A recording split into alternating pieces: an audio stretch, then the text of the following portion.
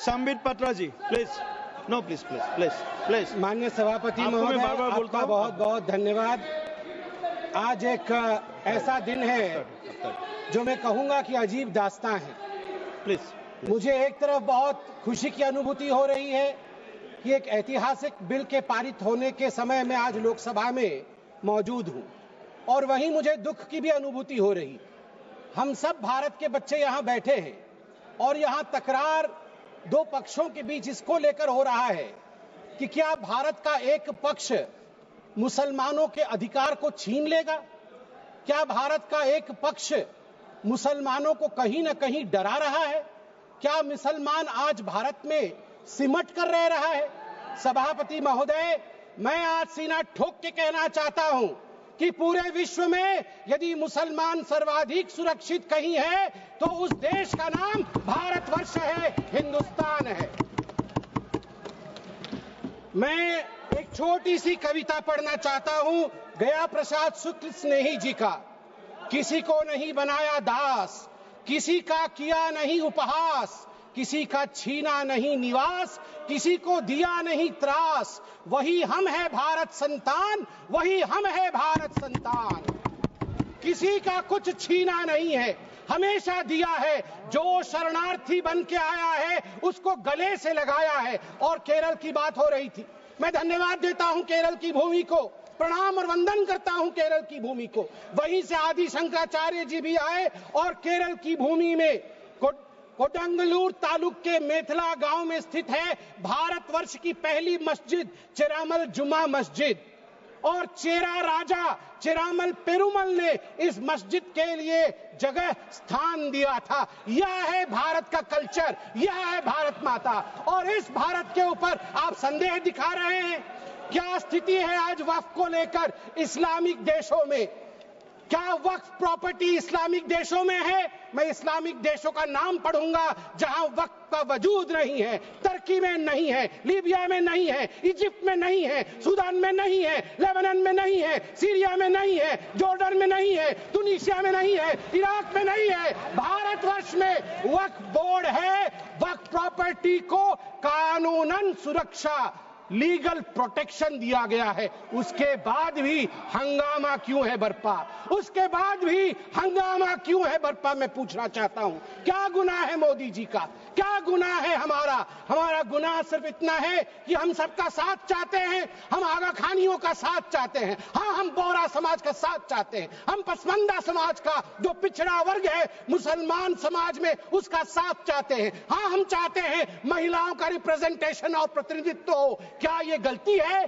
क्या मोदी जी गलती कर रहे हैं? आप बताइए। हम सबका विकास चाहते हैं, हम चाहते हैं वक्फ औलाद के अंतर्गत जब आपकी फैमिली लाइन समाप्त होती हो उस समय अगर एक बेवा हो, उस समय यदि तलाकशुदा महिला हो, उसको नजरअंदाज करते हुए किसी भी कीमत पर प्रॉपर्टी जो है वो वक्फ पे पास नहीं जानी चाहिए। ये अगर मोदी जी सुरक्षित महिला को सुरक्षा दे रहे हैं, सुनिश्चित कर रहे हैं, तो किसी को क्या दिक्कत हो रही है? मैं यहां कहना चाहता हूं, जहां तक दान, क्योंकि वक्फ का मतलब दान होता है और हर धर्म में, मेरी बहन अभी सिख धर्म के विषय में बता रही थी, मंत्री जी भी सिख धर्म के विषय में बता रहे थे, सेवा और दान, इसके आधार पर सिर्फ धर्म आज देश का विदेश में जाना जाता है। हिंदू धर्म, ईसाई धर्म, सब में दान का महत्व है। आदि शंकर ने आज से हजारों वर्ष, केरल के लोग भी सुन रहे हैं, मैं कहना चाहता हूं, भज गोविंदम में दान के लिए क्या कहा था? गेयं गीता नाम सहस्त्रम ध्येयं श्रीपति नाम, ध्येयं श्रीपति रूपमजस्रम, नेयं सज्जन संगे चित्तं, ध्येयं दीन जनाय जवित्तम। दीन जनों को, गरीबों को वित्त दान करो, ईश्वर मिलेंगे। भगवान का नाम लो, गीता का ध्यान करो, ईश्वर मिलेंगे। और वही इस्लाम में भी ज़कात, सदका और सदके जरिए के नाम से जिक्र किया गया है। वक्फ जो दान की जमीन और पुण्य के लिए, परमार्थ के लिए, धर्मार्थ के लिए वक्फ बनाया गया है। वक्फ के बोर्ड में आज जो लोग कह रहे हैं कि वक्फ एक्ट में ये जो अमेंडमेंट है ये अनकॉन्स्टिट्यूशनल है, ये किस आधार पे कह सकते हैं? 1995 में वक्फ एक्ट आया, मतलब उससे पहले से चल रहा था। 1995 एक्ट के अंतर्गत अभी हम चल रहे हैं। 1995 के बाद आप याद करिए 2013 में भी अमेंडमेंट हुआ। उससे पहले 1954 में, 1959 में, 1964 में, 1969 में और 1984 में अमेंडमेंट्स या संशोधन हुए हैं। अगर वो सारे संशोधन ठीक थे तो आज ये संशोधन अनकॉन्स्टिट्यूशनल कैसे हो सकते हैं? मैं छोटे से एक विषय को रखना चाहता हूं। आज आप देखिए, सच्चर कमेटी ने 2006 के अपने रिपोर्ट में कहा था, सच्चर कमेटी ने कहा था कि उस समय 2006 में वक्फ के पास 4.9 लाख रजिस्टर्ड प्रॉपर्टी थी। उस 4.9 लाख रजिस्टर्ड प्रॉपर्टी से मात्र वक्फ की जो कमाई हो रही थी वो उस समय 163 करोड़ की थी। मगर सच्चर कमेटी ने कहा यदि सही तरीके से इसका इस्तेमाल किया गया होता, सही तरीके से लीज दिया गया होता, फेयर मार्केट प्राइस के आधार पर किया गया होता तो 12,000 करोड़ की आमदनी होती, 12,000 करोड़ की, 10% का रिटर्न मिलता। आपको जान के आश्चर्य होगा, ये 4.9 लाख रजिस्टर्ड प्रॉपर्टी बढ़ करके हमारे समय 8.72 लाख रजिस्टर्ड प्रॉपर्टी बनी। मतलब 20,000 करोड़ से 25,000 करोड़ तक की आमदनी होनी चाहिए, मगर आमदनी हुई कितनी? 2019 से 2021 के बीच में 166 करोड़ और 2025 में आपको जान के आश्चर्य होगा, अभी माननीय गृह मंत्री जी ने बताया लीज रिकॉर्ड 0 और आमदनी 9.92 करोड़ रुपए मात्र। उस समय 2006 में 162 करोड़ और जब ये डिबेट हो रहा है तो 9.92 करोड़। प्रॉपर्टी डबल हो गई मगर पैसे घट गए। कहां गए वो पैसे, किसके जेब में गए वो पैसे? यदि ये पारदर्शिता। वैसे सभापति महोदय, मुझे एक बात में संशय है, मुझे लगता है उत्तर प्रतिपक्ष वाले ही दे पाएंगे। आज बड़ी चर्चा हुई है, आज चर्चा में कहा गया कि सबसे ज्यादा जमीन 3 ऐसे शख्सियत है उनके पास है, रेलवे के पास, आर्मी के पास, वो देश की जमीन है, और उसके पास वक्फ बोर्ड की जमीन है। मगर मुझे इसमें संशय है, मुझे लगता है तीसरे नंबर की जमीन तो किसी परिवार के बोर्ड के पास है। अगर सही से देखा जाए, आप ध्यान से देखिए, एक परिवार का बोर्ड है, अरे है एक परिवार का बोर्ड, उसके पास हो सकता है इससे अधिक जमीन निकले। सभापति महोदय, घंटी तो उनकी बजनी चाहिए, आप हमारी मत बजाइए।